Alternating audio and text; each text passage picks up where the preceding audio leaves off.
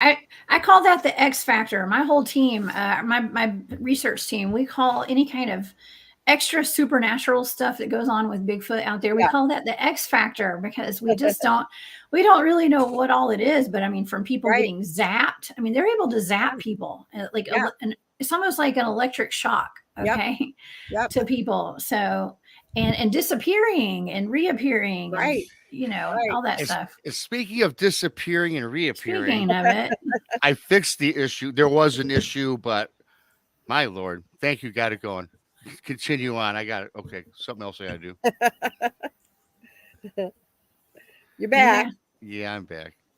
But I missed part of the conversation. You guys continue on, so I collect my thoughts here. Oh yeah, we were just talking about the X factor to Bigfoot. Okay, Yeah. the extra supernatural stuff. Mhm. Because they're, I don't know. I don't think they're just all the flesh and bone beings that I some don't people either. think they are. Yeah. I don't either. And I don't know if you've seen that TV show. I think it's Expedition Bigfoot or something. Mhm. But where it was on the infrared and then it just disappears. Where'd it go? Probably into a portal. Yeah, exactly. Because we actually have that documented with my team. We sent to the team sent two guys over to check out this square that showed up in the field. Yeah. You could only see on the thermal, and when they got to it, their heat signatures disappeared right off the Where screen. did they go? And we have that documented. And then when they walked backwards out of it, they came out and their heat signatures reappeared. Yeah. So I think it's a portal. Yeah, I would agree. do. Yeah. Where do the portals go though? That's the real question. Exactly. Yeah. And I like to know too, Jess and Krista, where do the portals actually originate from? Right? I mean, we've all seen shows and talked to people how they just the portal will open up and you'll see that cylindrical moving. A lot of times it's like matter, sometimes it's like light that things just can't come in and out of. That's why I wonder, what does that come from? Is that another dimension opening? Is that from outer space? I mean, really, I mean, you've had people walk through them, Jessica, and it's like crazy. I mean, I have to wonder if they're coming out in some kind of black project facility underground or something. I mean, that was my feeling, but I don't know. I mean, it could be like Pluto or Mars. I have no idea. Right. Or I'm not going to find out. I hope. Terrestrials, Yeah. It could be pretty much anything. Mm-hmm. Absolutely. Yeah. That interesting. Do you think this science has created portals on purpose? And like a lot of times when we're walking about the woods or wherever we are, it's something that maybe was actually man-made and physically created, maybe to use for whatever purposes. I was reading where the government had actually created portals where we could take our armies and go from one point to another just like that and surprise the enemy. Now, I know we're kind of off tangent, but I just hit my head. Well, that's like the Philadelphia experiment. Yeah. Stuff like that. And what about CERN? I mean, we've got the Large Hadron Collider, and we probably have more than one in this world. Yep. And those are opening up portals, and things are allegedly coming out. I believe people can, close portals too. Oh yeah, yeah. And clearing the land and getting all those portals closed. Yeah, I actually have some ladies coming on my show on Sunday on Spaced Out Radio who are called the Sasquatch Sisters Northwest up in Idaho and East Washington. And they're going to, they go out and clear their land and do land ceremonies and blessings and things like that. And they have Dogman and Bigfoot and all the UFOs, all that stuff on this property. They one of them lives on up there. So it's going to be an interesting show on Sunday. But but all that stuff is possible. Okay. For everything that they can throw at us. Oh, sorry. For everything that is bad out there, there's something good that we can do to counteract it, I think. Yep, I agree. Krista, now that I got my thoughts collected finally, it took 21 minutes, 23 minutes and 15 seconds. It's all good. Let me ask you, do you think people, like I saw Bigfoot 5 years ago. I've probably seen ghosts. I've been told I saw ghosts as early as 7 years old. Do you think that on the paranormal side of things, do you think that people when we're born were predisposition to having these encounters, because you can talk with people that never seen a ghost. They've never had anything strange happen. I talk to people never even had deja vu, if you can believe that. I got a buddy that says, I Wow. don't even know what you're talking about. So do you think that that's something that's innately born within somebody, or if we come across some of these unnatural phenomenon that it kind of sticks with you and you're more apt to be more open? Or is it just about, like Jessica talks about, being closed-minded versus open-minded? I think everybody's born with it. It's whether you choose to embrace it or not, is my opinion. I think like you said, even like to me, like that gut feeling comes from somewhere. If your gut's telling you to go left and you want to go right, well, by golly, you better go left. So I feel like it's all connected, is my opinion. Yeah. And I do believe in the gut feeling. I can tell you so many times when I went against my gut feeling, something negative happened. But every time I went with my gut feeling, it was more positive. Yeah. And just, and people make light of the fact that, you ever get that feeling that somebody's watching you. Yep. You could be standing at the gas station, you get your gas, and you just get that suspicion that, and you turn around, and sure enough, you'll catch somebody staring at you, Right. and then they like turn away, and then maybe you might confront them out in the parking lot. Hey, do you know me or something? And then 9 times out of 10, because I will ask people that if I catch them, and they'll say, no, I thought you looked like somebody familiar. So I got to thinking about that, because I've done it a lot myself, where you think it's somebody. I've seen people, what they call it, the doppelganger. Is that the term? Yeah. Where you think you see people and you can swear that there's someone and then when you get closer and get to talk to them, then all of a sudden they just look differently than what you had anticipated. That's called bad eyesight. I'm just kidding. Well, no, it's happened to me, man. Let me tell you something. I was in a store. Hey, wait a second. Duke just said that you're Rick from Paranormal Pawn Stars. Well, Duke, now listen, Duke Sullivan, great friend That of was the a good show. one, Duke. Duke's a great friend of mine. World Bigfoot Radio. Go subscribe and check him out. I got a quick story. I was in a supermarket. I got that feeling some guy's staring at me. Right. And I turn around. He goes, "Hey, Rick." I go, "Excuse me? You're Rick from Pawn Stars. What are you doing in Michigan?" I said, "Sir, I'm not Rick from Pawn Stars, but yes, people think that I'm him. In fact, I've signed many an autograph. I've signed autographs at Kroger last Christmas. And I took selfies with people posing as Rick, right? So, but anyway, I will tell you this, to make a long story short, I almost got a fist fight with this guy because he said that I was trying to avoid giving him an autograph. He goes, "You stars are all alike." And this guy was furious with me because I would acknowledge the fact that I was Rick, trying to act like I said, "No, listen, I'm not the guy." We almost went to blows. Now that's the strangest thing that ever happened in my life. Right. I wonder if that was, I don't think there's nothing paranormal about it. I think the guy probably had too many drink or something. Could have. Yeah, it's crazy. I do believe in the doppelganger thing, though. I know of that house I was telling you about. My friend lives in still to this day. Her son woke up in the middle of the night and said that Christine, who was my stepdaughter, was walking through the house in the middle of the night. And he told his mom, he got his mom up, and she went in to check, and Christine was out, So I believe it was a doppelganger of Christine. Wow.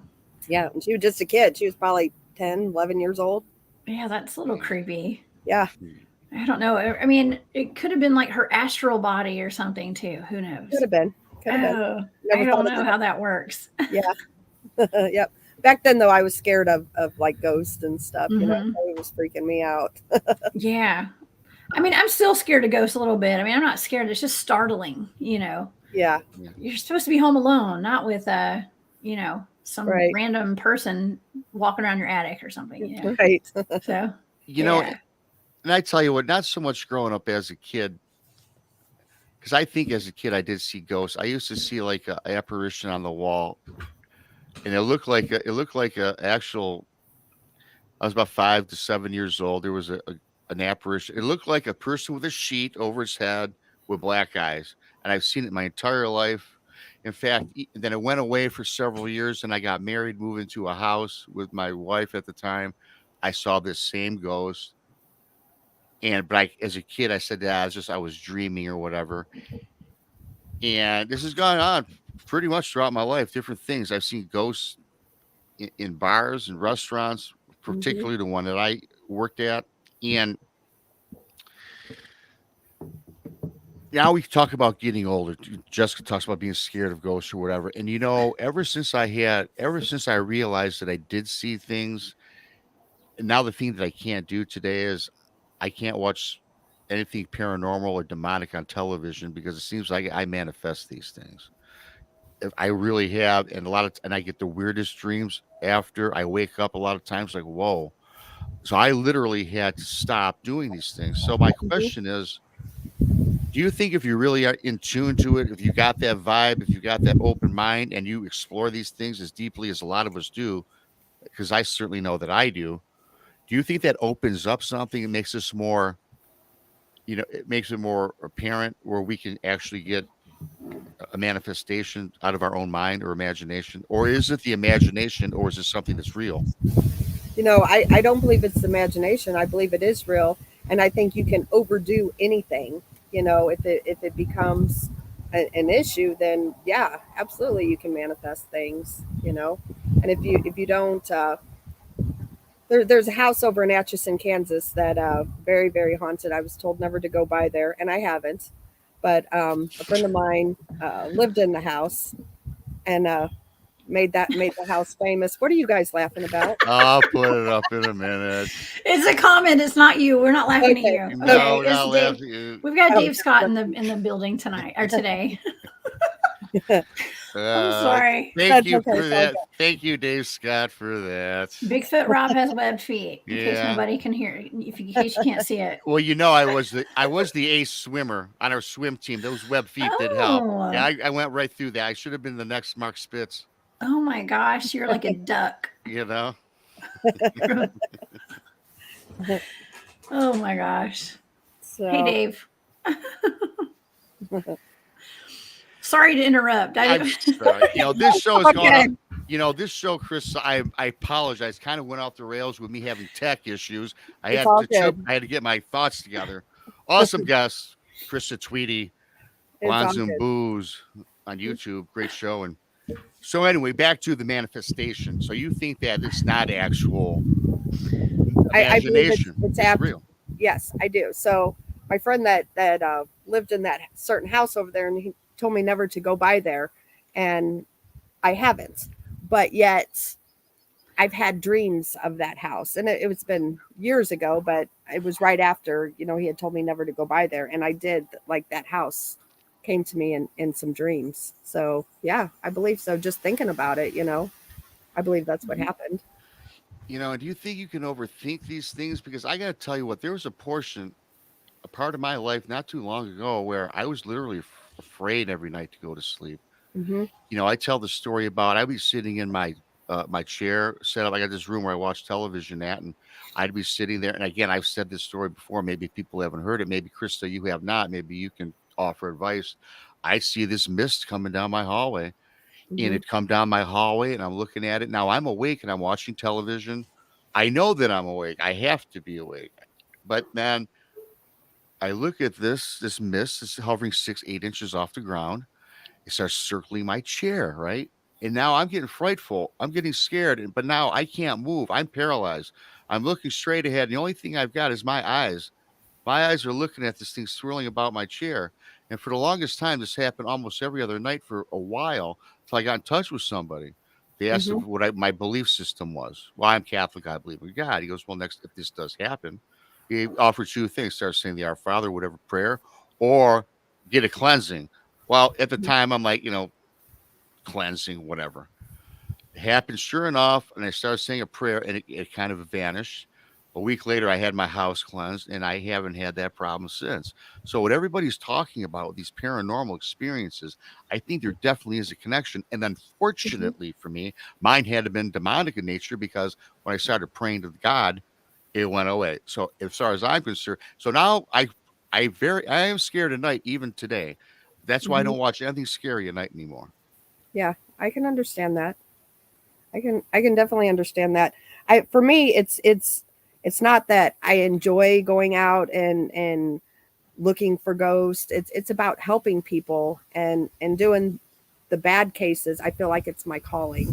And as weird as that sounds, but it's who do these people have to turn to? Because, you know, the Catholic Church, you got to go through a lot of steps to get an exorcism done, performed on someone, and so people, they feel like, they're being tormented, and they are. So, You know, and that's why I brought up the manifestation in our mind, because I tell you that ever since I cannot do these things. And when I talked about the ghosts that I saw earlier in my life, they seem to follow me around. And I remember going into it when I was married. We also would go to a shop, one of those antique villages, right? Where you go in this place and it had a lot of creepy things. They had things that was 50 years old, 100 years old. The ex-wife, she always would buy these things, and we had a collection in a curio cabinet in a foyer. And so, and we would amass a whole bunch. And it seemed like after a period of time, strange things started happening. Like I started seeing ghosts again from my childhood in my house. mhm. And it really, and I never knew anything about what we're talking about today. Today, my point is I'm scared to bring something home and be attached and not be able to get rid of it. Yeah. Yeah. And I hear that a lot. I have a friend that he tells me that all the time. You're going to bring something home, but here's the thing, it's a lot of it is, you have to believe that you are protected and know it. It's not just words. You can say the words all day long, but you have to know in your heart what you say and what you believe. Not saying that it can't happen to me, knock on wood. It hasn't. And I have stones and stuff that I carry with me, and I pray, and so far it's protected me. Yeah, I was going to ask you how you protect yourself when you go Yeah. out and do these cases, because it seems like you might be dealing with some demonic entities and things Mhm. like that. Yeah, I've encountered a few, and you know, let me start off by saying that demons are very, very real, but they Mhm. are far and few between. So a lot of people, we get a lot of calls that'll say, "Oh, my door slammed shut. I have a demon." No, chances are you don't have a demon. You just have might be a nasty, you know, human form, or An not even a irritable nasty one. human. Yeah, or Yeah. not even a nasty one. It could be just someone trying to get attention or getting a message out. Mhm. So A it's codependent spirit. exactly, exactly. Right. So yeah, absolutely. I carry crystals and I pray, God's my Yeah. savior. And before I walk in any place, I always say I'm covered in the blood of Jesus. Oh yeah, the power of prayer is very, very Yep. powerful. Yep. Yeah, It and the is. Yeah. thing like you made mention of too is you do have to be a believer. Just can't be an average Joe that has Right. something happen and say, Mhm. "Hey, God, protect me." If you don't believe Exactly. in any higher power, let's not even talk the religious side, but Yeah. you have to be a believer for Yes, any of this to exactly. work. And that's even doing a cleansing in someone's house. If you're doing it, you have to believe the words that you are saying. And I tell people this all the time. Listen, you don't need me to do this. You can, I can help you to show you how to do it. But you, first and foremost, you have to believe what you are saying. Mhm. If not, they're just words. Mhm. Yeah. And what's the creepiest thing that you encountered in your investigations, Krista? I mean, in the spirit of Halloween. Um, I don't know. I talked about it on DA's show last night, probably a demonic case in south of Salina, Kansas. That was Mhm. probably the worst one. And it was a true demon. Wow. Yeah. Are So there often children involved in these demonic cases, or is it adults? in the spirit form, or like they Mhm. show themselves as that. Yeah, you just in the case, like, yeah, any kind of spirit or Yeah. Well, yeah. I feel like this is my own personal belief, so I'm not knocking anybody who says, otherwise, but Mhm. I feel like child spirits are honestly few and far between. Mm-hmm. I feel like when we die, we always have someone on the other side to help us, especially a child. You know, a little 5 or 6 year old child that passes away. There's always somebody, and if it's not a family member, then I believe it's Jesus. You know, to help them, you know, over. So why would they stay in a cemetery or come back here, or, you know, and a lot of the demonic cases that I've looked into and studied have been as they shown themselves as a child, you know, so they get you to believe it and feed it and feel sorry for it. Well, then there you go. You just open the door. Yeah. Let's get into this, that scary case. As much as I just said, I don't like to manifest or talking about it. Let's you know, Don't be scared, Rob. let's Don't be bring it up. scared. I'm not scared. I got 2 lovely women that I'm staring at right now, and everyone in chat. I'm good to go. Let's get into this a little bit. So it's been, I guess, about 3 years ago, Salina, Kansas, got a call. They were saying, you know, they had a demon, but again, you go in there, you know, you have to find your own proof. You don't go in there believing everything. You know, you go in there as there's not a ghost, be more convinced that there is one than, you know, try to find out a legit answer. So the guy had said he was thrown across the room, and his wife is just she's like spoken languages that he didn't understand, all kinds of crazy stuff, which a lot of those signs could be demonic, but that doesn't mean it is. You know, there's few things we do. And so we went there, and my job is to walk through, and I can find them. I can go into a place and I can tell you if it's a human spirit or an inhuman spirit, and find them. And so this one, we walked all through the house, nothing, couldn't come up with nothing. And so I went outside, and they had a shed in the back, and my friend Kathy and I was drawn to it. And so we started walking towards it, and we got rushed, and it rushed us so bad it knocked us to the ground, both of us. So my friend, last night when I told the story, I called him Bob because I swore I'd never come out with his name about what happened. But so we'll call him Bob again. And I told her to go in and tell Bob that we found it. And so she did. He come out and he told me that he was picking up something inside the house with the BTK killer. Oh. Ooh. Yeah. And I'm like, what do you mean? You know, I said, as far as I know, the BTK killer is alive. And my friend Bob has amazing abilities as well. And I'm like, I really don't get that, but you know, we'll figure that out. But anyway, your demon's out here, and it's a true demon. So anyway, we went inside and started talking to them. The guy was, he was a gang member. He'd been in prison 20-something years for murder. And she was, we come to find out when Bob said something, he said, I don't know why I'm picking up the BTK killer. Well, the lady broke down and started crying. And years prior to that, she was a prostitute in Wichita, Kansas, where the BTK killer was. And she was one of the few remaining survivors, or one of the remaining survivors. Wow. Yeah. So had no idea about that. So that kind of threw us.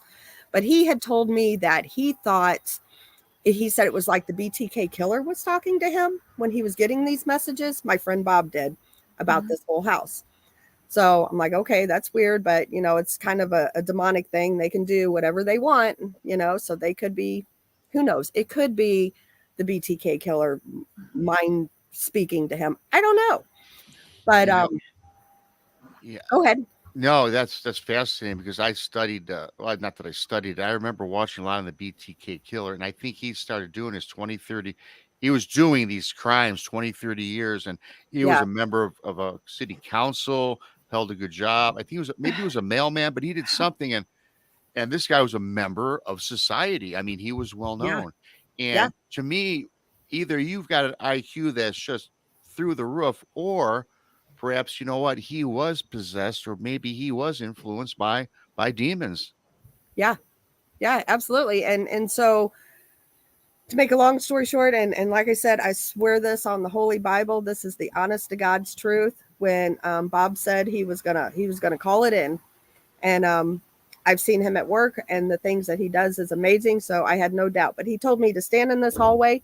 He was bringing it in the back door, and don't let it through. And I'm thinking, okay, you know. So I stood there, and it took a good 3 or 4 minutes for him to get it in, antagonizing it to get it in. And then I stood there, and I literally felt breath on my face. Like it stopped. Yeah. And then he told me to move, and he went over to the lady, and he started doing his thing on her. And then me and Kathy and Bob's wife were praying over him. And but we watched literally invisible razor blades slash this man, slash Bob. Like his head, he was bleeding out. He was bleeding. His arm started bleeding. I could watch them like tear, like the blood just start oozing. It was the craziest thing I've ever seen. But I swear to God, it is 100% true. And it was literally spiritual warfare going on there. And he got it. He got it out of her. And to this day, after that, we come to find out they super nice people. So which I never would have thought, had they told us that he was a killer and she was a prostitute years ago, we wouldn't have went there. But it taught me a lesson too, that he made his mistake, he did his time, and not all people are bad. He did turn his life around, so it taught me not to judge also. But she tried out for American Idol. She didn't get on there after that, but I mean, just everything about her, we've heard from them since. They're doing great. I had told her, open your curtains, get sunshine in and light and love, and not keep your house so dark, so yeah. They thrive. The negative or the lower vibrational entities, they really thrive on that darkness and the dirtiness. That's why it's important to keep your house clean, and to clear out all that clutter and all the junk, just to get it out of there so the energy can flow through your home better. Put some plants. Like I've got plants all in my house. Okay. I feel like they kind of pick up and absorb some of that negative energy or whatever. It just puts out more positive vibes, and those salt rock lamps and all whatever you can do. Right. Light some candles, to keep it all out. And I use also horseshoe nails, iron. Keeps the vampires out too. Yep. And the werewolves. Yep. All right. Just put it, around your house and windowsills and stuff like that. Yeah. Then I have a lot of black tourmaline and stuff. Oh yeah, me too. Yep. Yeah. And some people even put salt around their beds, and some people put salt outside their doors and their windows to keep everything out. Yeah. Seal it up. After today's show, I got to go buy some salt, I think. I'm sorry. Everybody needs salt. Yes. Everybody. Carry some in your back pocket if you can. Absolutely. Yeah. Let me ask you, if the other show we were talking about beyond the grave, people that, that did pass on and they can see themselves going into another dimension, whether it's heaven or hell, but then they come back. What about on the flip side of these things, when a person at the time of death, and we talk about these demons, do you think that whatever evil energy is out there, that a lot of times they're purposely not allowed to go to the next dimension, and they're purposely here to dwell on earth for eternity, to wreak havoc on certain people? Are you talking about demons? Yeah. If you pass on, your spirit's body leaves your physical body. Yeah. Now, if you believe, let's just say you either go to heaven, you go to hell, but then we have these spirits that are trapped, and let's say that they end up being nefarious. You think that is purposely set up that way with some of these other forces that have other agendas? Absolutely. Yeah. I mean, because demons ultimately, they want to destroy. They want to destroy everything good. So yeah, I believe they're here. They walk among us all the time. Oh yeah, I've experienced some of those. Yeah. And being, a medium as yourself, I'm sure you've experienced quite a few. Oh yeah. I mean, I am positive. I have watched low-level demons jump from person to person around me in my life. I'm pretty sure. I would believe that. Yeah. They try to come at you, especially when you're doing good. Yeah. And when you're vulnerable, Yes. When you're doing bad too. About demons that I've learned that you have to invite them in some way, and be it, people at a low point in their life, do something, and invite them in, or even going to the antique shop and picking up a new chair that has a demonic attachment. Well, you just invited it in, or they'll try to, a woman with children. So they might try to scare the children, and then the mom says, "Oh, leave my kids alone. Come after me." Well, she just invited it in. Oh, that's horrible. Yeah. Yeah. You know what? It is kind of risky getting something from the thrift store. It's not only dolls that can be haunted. Okay, y'all. It's like pieces of furniture. Yeah. And stuff. So be really careful. Clothing. And clothing. That's right. I saw something on the internet one day. This lady had gotten a blazer at a thrift store, and inside it, in the pocket, it was like, it had a little safety pin. It said, "This is what I'm going to be buried in," or "Bury me in this." Yeah. Like some poor old lady had left instructions for her family to bury her in that coat. Wow. Yeah. Isn't that crazy? And it ended up in a thrift store. Yeah, that would be I don't go thrift shopping. I will never set foot in one again after today. I mean, it's still fun. I like thrift stores sometimes. They're fun. Yeah. I tell you, I did like going to the antique shops way back when, because I thought it was cool. Yeah. I think it made my house look cool. But like I tell you, I'm not doing it. I am done with the thrift stores. I'm done with antique shops. Yeah. In fact, I will drive past tell them. People just to kind of maybe, feel that item, and just, if you get a weird feeling, don't buy it, Right. Mm-hmm. Yeah. Or exercise it. Right. There you go. Cleanse it before you bring it home. Yeah. Get some holy water in a spray bottle and spray it down real good with some vinegar, some holy vinegar. Yep, absolutely. Pour some holy water on it. Yeah. Why not? You can never be too careful. Right. Exactly. That's what we do. Like, to tell if it's a true demon. So that night we happened to that lady, just kind of feeling her out and just seeing. And we offered her a bottle of water, and we had put some holy water in it, and she couldn't drink it. Oh, so sneaky. I like it. Well, that's what you got to do it. Yeah. Because you got to be sure. Yeah. Ooh, I'm going to start doing that to people. Like, there you go. Here, are you thirsty? Yeah. See. Yep. I knew you were a demon. I knew there was a demon inside of you. Yeah. Yep. It works. We're gonna right there. We're going to pause this because we got to come up on the break for our Odyssey and iHeartRadio listeners.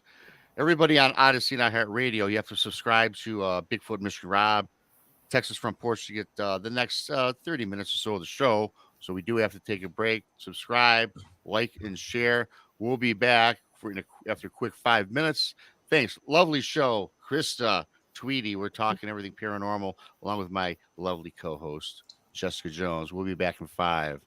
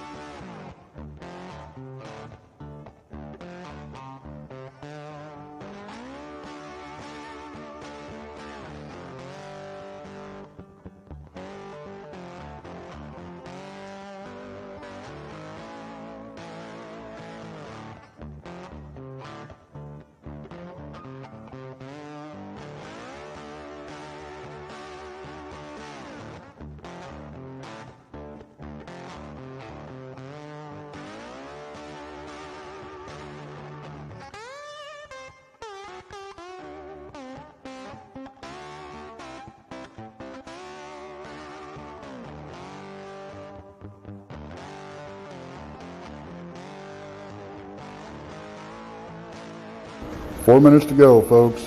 4 minutes.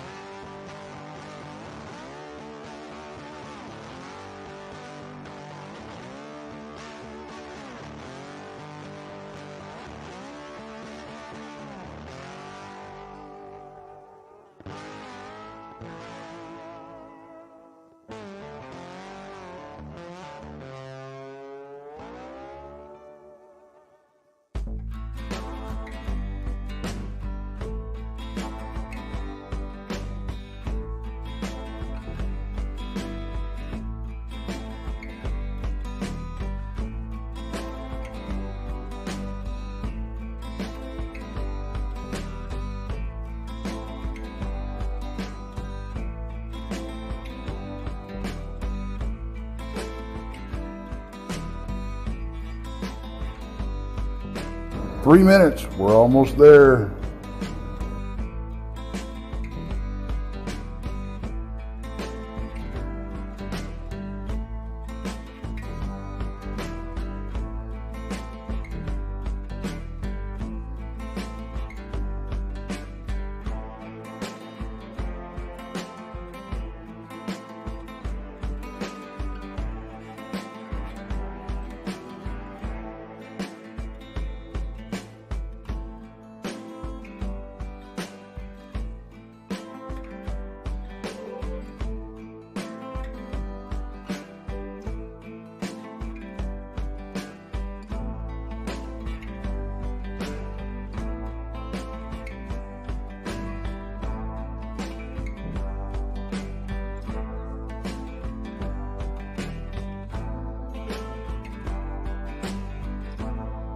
Two-minute warning, guys. 2-minute warning.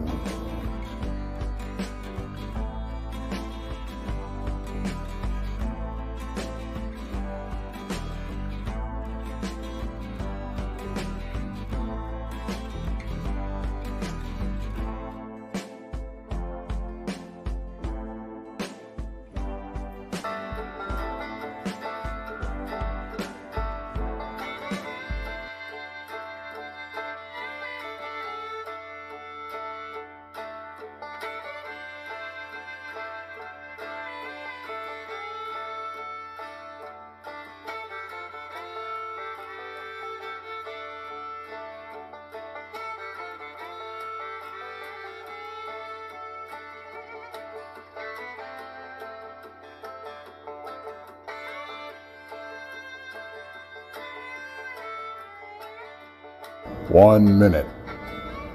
1 minute.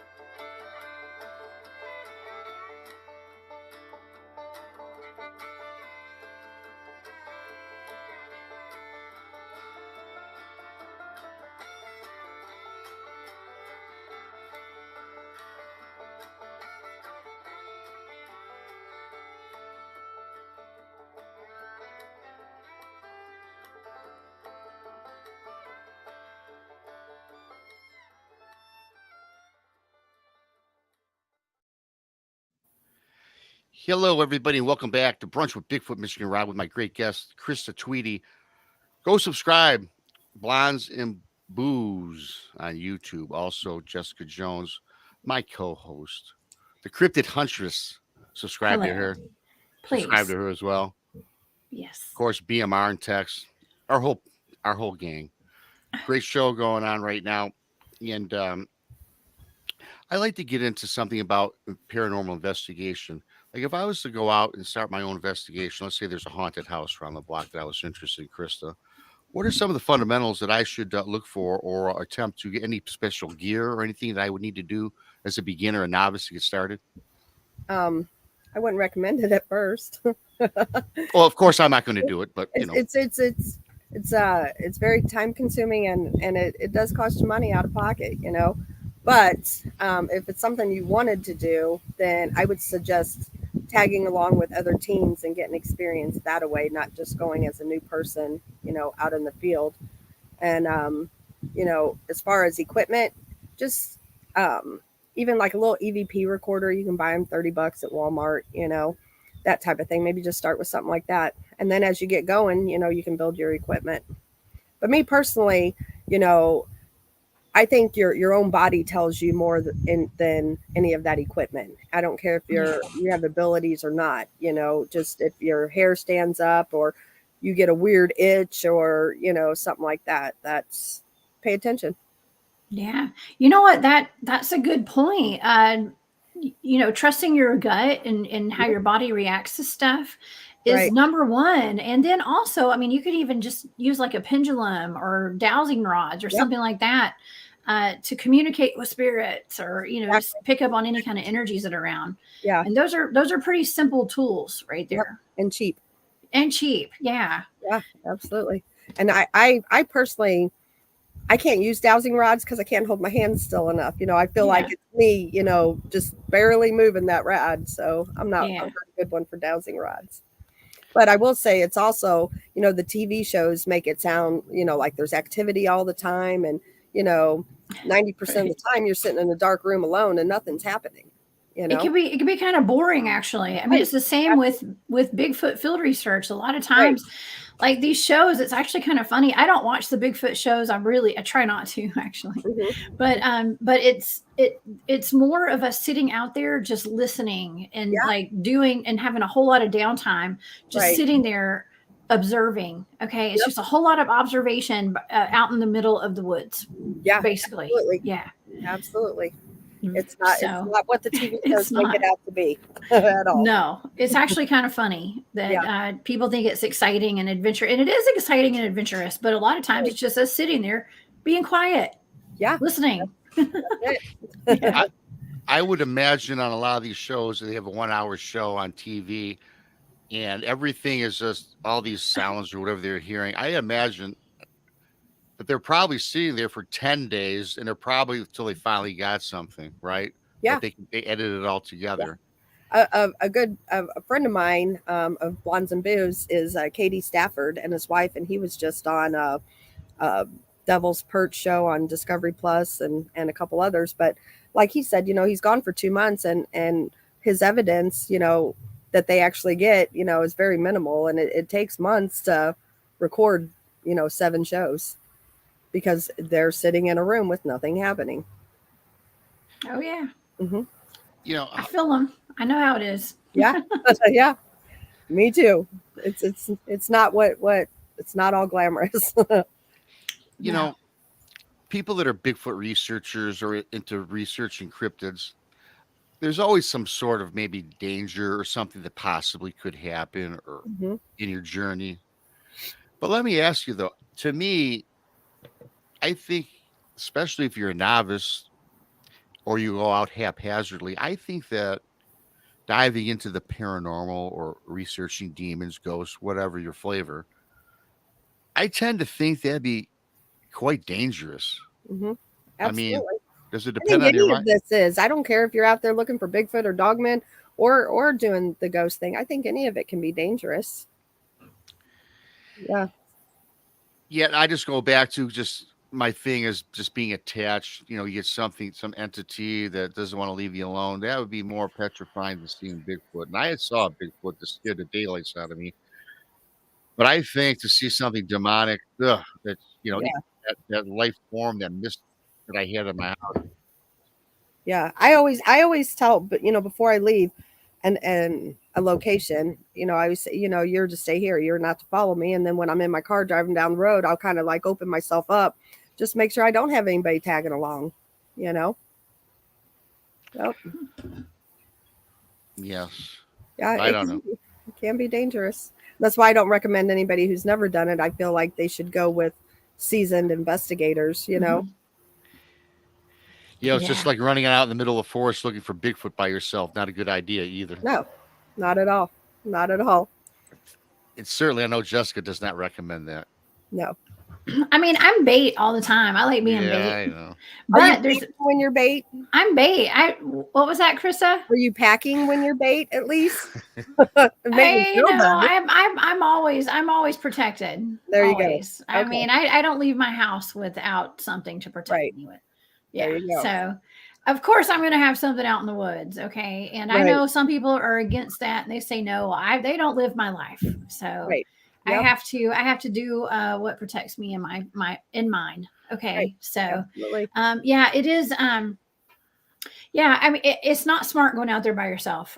We all go, as far as my team goes, we have protocol. We don't go anywhere alone.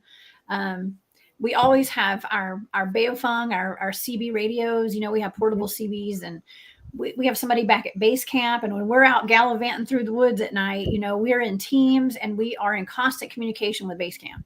Yeah. To let them know where we are. Of course, the places where I go to research are extremely dangerous, and we have a lot of really, really high strangeness going on out there. So it's not just your typical backyard, but I mean, a backyard can be dangerous, right? depending on what's lurking back there. Yeah, absolutely. That's you know, I've been intrigued with the LBL, so I've read a lot about that, and you know, I just think that whole place is tainted. Oh God, I would never camp there. Probably never alone. Actually, I'm definitely not alone. But I would have a hard time camping out there. I don't know if I'd sleep. I know last night they were talking on DA's show, you know, going out there, and I'm open to go out there and make the trip out there, but I don't want to camp out there. Let's go get a hotel at night or something, you know. Right. I'm not going to sleep out there. Yeah. You know, I even heard there are certain park rangers over there at the LBL that actually they don't make it public. I mean, they don't go out and broadcast it, but they recommend to a lot of people or friends and family that they come across. They recommend, you know what, don't camp there. Yeah. And there's a reason for that. You know, if somebody told me don't go camp in a certain area, I'm going to wonder, you know, why. Yeah, I wouldn't be camping there. I would take heed. For sure. You know, last week, I got to ask you something. We did a show. I premiered a show 2 weeks ago with Rob McCrae. We talked Mind Speak with Bigfoot. And then we, particularly in my Bigfoot that I had. Thank you, Terry Brown, for the super chat. Thank you very much. So I believe you can do that. I believe there's these communications. Can you do the same thing with ghosts? I mean, and if you did, how would that come across? Do you think that ghosts and humans, that they interact and can perform a mind speak within each other? We always talk about cryptids, but what about in the spiritual world? Absolutely. Like for me, when I go to a location, you know, I can tell who or what is in there, and then I can speak to them, and it's kind of like a mind speak, I guess, you know, speaking to them back and forth. But just the average person, you know, that's where the EVP recorder comes in. You know, you may not hear it with your ears, but you go back and you listen, then you have a voice, or you have, you know, a yes, or, you know, an answer to your question. So yeah. And then there's also like Ghost Box, you know, where it runs off of radio waves, and words can come through, and entities, spirits can talk through that as well. So yeah, communicating that way too. Yeah. Now I was going to ask you about these spirit boxes and such. Now, again, I believe what you do is for real, but then, you know, then they have these shows on television, they have these spirit boxes, and then they have these electromagnetic fields where you can see like stick people walking through.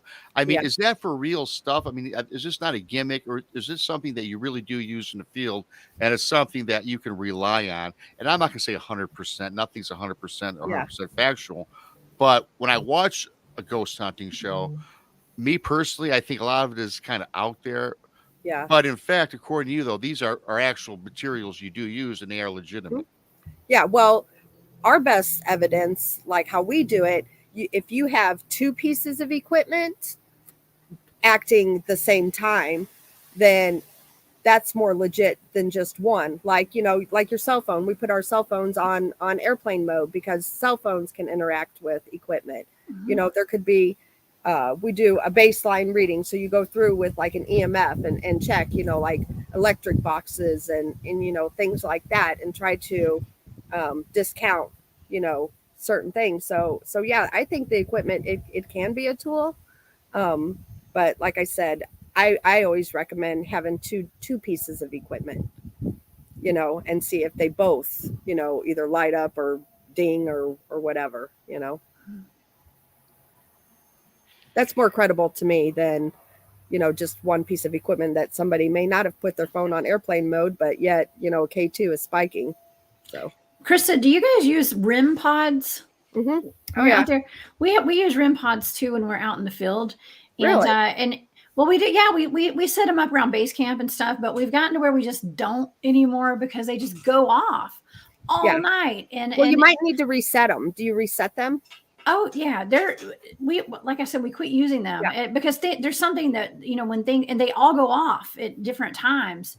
Like something's walking through base camp and stuff. Gotcha. And it got to the point to where it's like, well, we don't really know what it's measuring though. You know, it's just something, some kind of energy or something came close to it, I guess. And from what I understand, even the people who make those REM pods can't really tell you exactly what it's Right. measuring. Yeah, Yeah. that's true. It's Very just, to me, it's just annoying. I don't know. I feel like I wasted my money on those things. But it Yeah. is interesting because it's like, well, something's there. We just don't know what it is. don't know We exactly. have no what it is. idea. Yeah. So you don't know, if that REM pod goes off, is it a Bigfoot setting it off, or is it a Yeah. parent? We don't know. Right. Something. Now you're gonna have to excuse me for being out to lunch on this. What is a REM pod? An REM pod.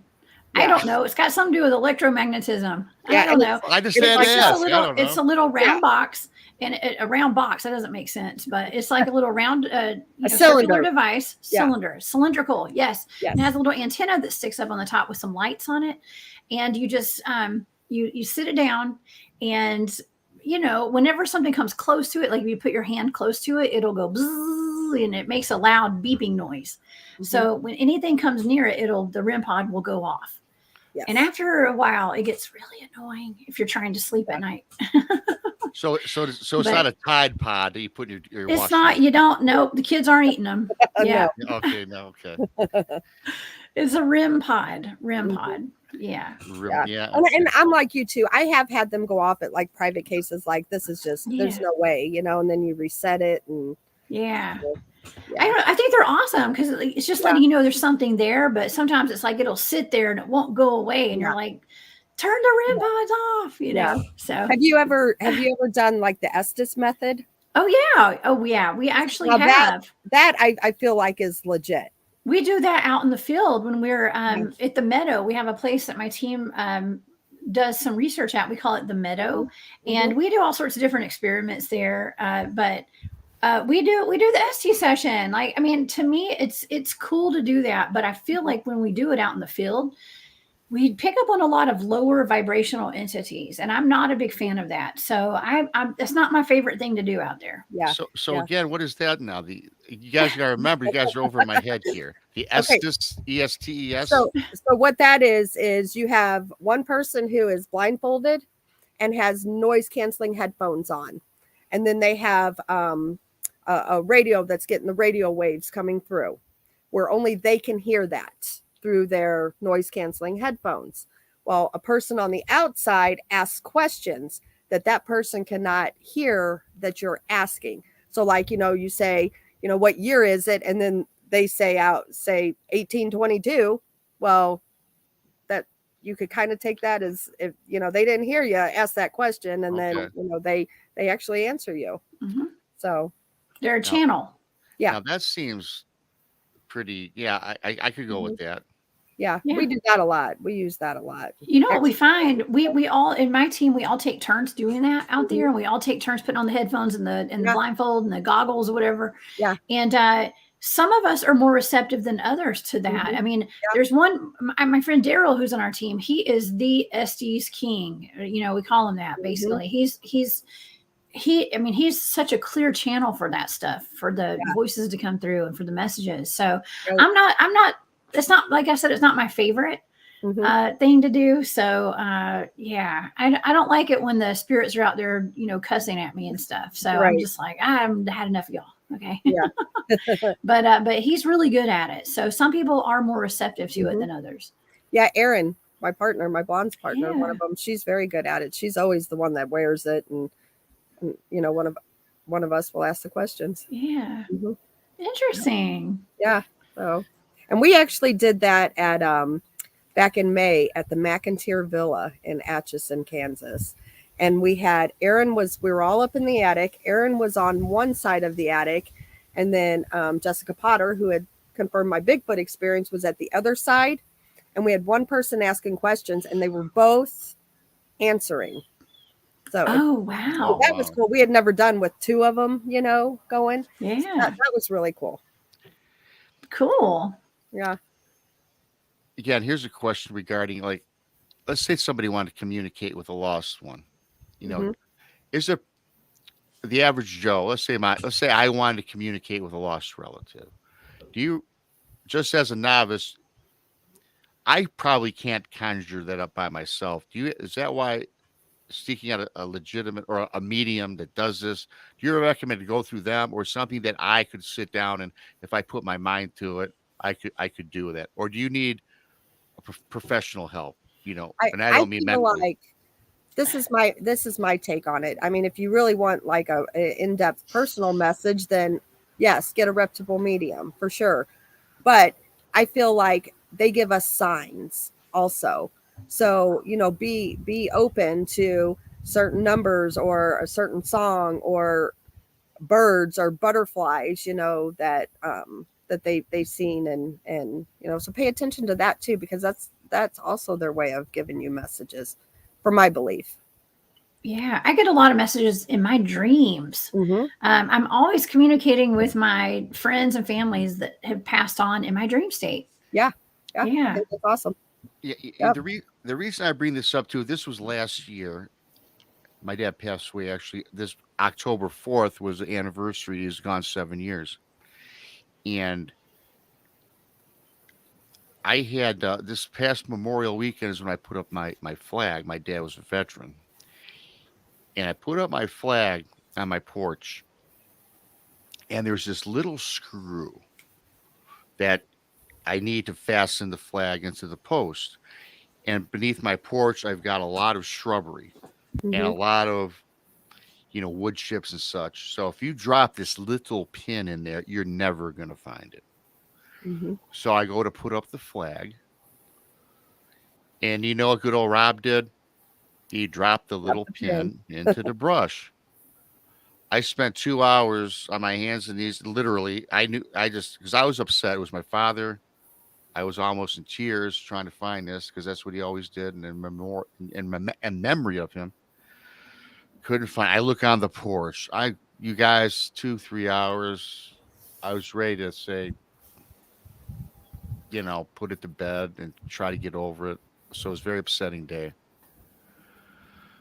I go into my basement. I think I grabbed a beer and I said, Dad, if you're listening, I really want to put this flag up for you. Mm-hmm. I walk up the stairs of my porch and I just happen to glance down and that little pin was there. And I swear I combed that for hours, Mm-hmm. hours on my hands and knees. It was there, and I damn near started to cry. And I said, Yeah. "Thanks, Dad." And I got the flag up, and that's when I knew they're listening, aren't they? Yep. That was absolutely a message to you. I definitely believe that. I feel like just when you talk about them, you're almost calling them, like they're there, they hear you, they're not in physical form, but I feel like they're, around you all the time, more than you realize. You just have to pay attention and be open to the signs. Yeah, I agree with that. Yeah. Yeah. Yep. For me, like my grandma, hummingbirds was her thing, and I see them everywhere. I mean, like everywhere I go is a hummingbird. And then for my daughter, she sees the number 23 all the time, and that's her, for my grandma. So it's just you just have to be open to it. Yeah. Another weird thing, I don't carry a cross around in my pockets or anything. I don't. I believe in God. I'm not a religious guy. I don't have any of those artifacts or anything. So the little cross, whatever. I'm at a Walgreen store, and I'm talking to this woman. She just came up to me, and we're talking, and she was just talking about the Lord or whatever. And I found it kind of interesting. So we spoke for about 3-4 minutes, and I got this weird feeling. And you guys, I've never owned a cross. Maybe when I was a little kid, I had a crucifix because I went to Catholic school. Mm-hmm. So it was a springtime. I remember getting home, and I remember, I went in my pockets, and I reached in my pocket, and I pull out a little. I still have it over here. A little 1-inch cross is in my pocket. Mm-hmm. She didn't put it in my pocket. I was distanced Right. from her. I was a good 3-4 away, and I'm Mm-hmm. cognizant of my surroundings. She would have had to physically put it, and I would feel it. So I go through my pockets, and there it is. Now I know that's a sign of something. What? I don't know. Right. Right. I 100% like the signs. I can tell you a quick story. My partner Erin, she I was camping with some friends, and Bob, who I had mentioned earlier, was there. And this is kind of a crazy story. So this was before Erin had met Bob, and she wanted a reading. and she had been on him for a while, and then just out of the blue, Bob's like, call Erin, I got a message for her. And so he gave her the message, and it made sense. And then he said soup, something, are we having soup tonight? And this is kind of weird off base. I'm like, I don't have no soup here, we're not having any soup. And we'll come find out, went to get dinner that night, and this is crazy. So went to get dinner that night, and they were making potatoes, and they had some Lipton onion soup mix, like people do that, with potatoes thing. So, and I'm like, oh my God, there is soup. So I went and I got the Lipton onion soup box, and I kid you not, this is another thing, I swear on my grave, I swear on the Holy Bible. I shook the box. You didn't hear nothing. I'm like, I am going to shit my pants if something's in this box. And I opened it and I looked down and I seen something and I was like, oh. And then I just passed it to my other friend, Erin, and she pulls out a necklace out of this sealed, bought from Walmart, Lipton onion soup box. And, to make a long story short, Erin's grandfather gave that back to my friend Bob, who had buried it for a gal that had passed away. He had buried it in her honor, and it was clean. It was the craziest thing I've ever seen. But it was Erin's grandfather thanking Bob for giving his family his messages. So that was a true story. It's craziest, but yeah. Wow. Yeah. Wow. So amazing. So Bob got his necklace back, and Erin wanted the Lipton onion soup box, and she still has it today. Yep. Wow. That is amazing. Yeah. Now, those stories are cool. Yeah. Yeah. That's what I'm saying. Like, people, with our loved ones, they're always around us, and you just got to pay attention, and they're not here in physical form, but they're still with us 100%, Yeah. Yep. So, and that goes to show, he was thankful for what Bob did for his family. Yeah, and I think sometimes in these times, when you're really upset or crisis or any story like your story, the one I just said, I think those are the times that I most cherish right now. Again, my dad, it was like just 2 days ago was the anniversary, and just remembering and reflecting on that flag story is just something that, finally for the first time in my life, I got complete closure, and I felt so. Yeah, dad's still around, Yeah. not physically, but he's there. And ever since that day, I really have a greater respect for, beyond the grave, because I Absolutely, do me too. believe there's an energy out there that is fabulous. I do too. And even, I was very, very close to my grandma, and I wish I would have done a lot of things different. Went to see her more, type thing before she passed. And now, honestly, I feel like I'm closer to her now that she's on the other side than I ever was in life, if that makes sense. Yeah, it makes sense. I feel that way too about some of my family and friends too. Yep. It's like they can actually protect you better from that side than they could here, because they're always with you. Yeah. And I know when I go into these, negative type situations, she's got my back, she's got me. Yeah. Yeah. Crazy. Yes, it is. And I got to cut this a couple minutes. I've got somebody at my back door do something for my landscaping. I didn't expect him to be in, but you know what? And I know Jessica is just close. I got to get Jessica out of here a little early too, because she's got to take care. She's got to do the mom duty. She's got to do that I mom duty. understand. I got 2 kids with COVID inside. I've been, And I understand. Krista, it was great having you on. I totally enjoyed this, despite my first 20 minutes of problems I had. I'm sorry, my mind was scattered. But hey, it's live radio, it's live TV, it's live streaming. Right. Krista, where can we find you? On Facebook groups, Blondes and Booze, or you can email us at blondesandbooze@gmail.com. Thank you so much. And the lovely Jessica, what you got going on? Oh, well, I've got remote viewing investigations of the Beast of Bray Road tomorrow night. So you guys please tune in at 9 p.m. Eastern. And I've got Craig Woolheater coming on my show at Spaced Out Radio on Saturday night. He's throwing the Texas Bigfoot Conference. Okay, so and I know that's coming up the next weekend. Weekend. So I got that, and I've got the Sasquatch Sisters from the Northwest coming on Sunday. I'm really looking. I was going to say, I don't mean to interrupt you, but I'm really looking forward to the Beast of Bray Road. I won't be able to watch it live, but I will go back and watch it. Oh yeah, it's going to be a good one. I've already remote viewed it. It's awesome. Going to be pretty good. Yeah, and it may not be just one Beast of Bray Road. I'm just going to give you a little breadcrumb there, but yeah, and then of course I got my new show on Wednesdays at 12 p.m. Eastern, and that's A Glitch in the Matrix. I'm going to be talking with Dennis Carroll next Wednesday about vampires. Ooh, I love vampires. Yeah. Especially this time of year. I want to give a special thanks, a shout out, Dave Scott. Thanks for the super chat, and Terry Brown. Thank you for the super chats. Always appreciated. And I got a new show. It's on Tuesdays, Beyond BMR. Tuesdays 9 in the East. Of course, Brunch with Bigfoot Michigan Rob is 1 in the East on Thursdays. We got a whole bunch of shows. We got Mondays, Texas Front Porch on Monday, 7:30 in the East.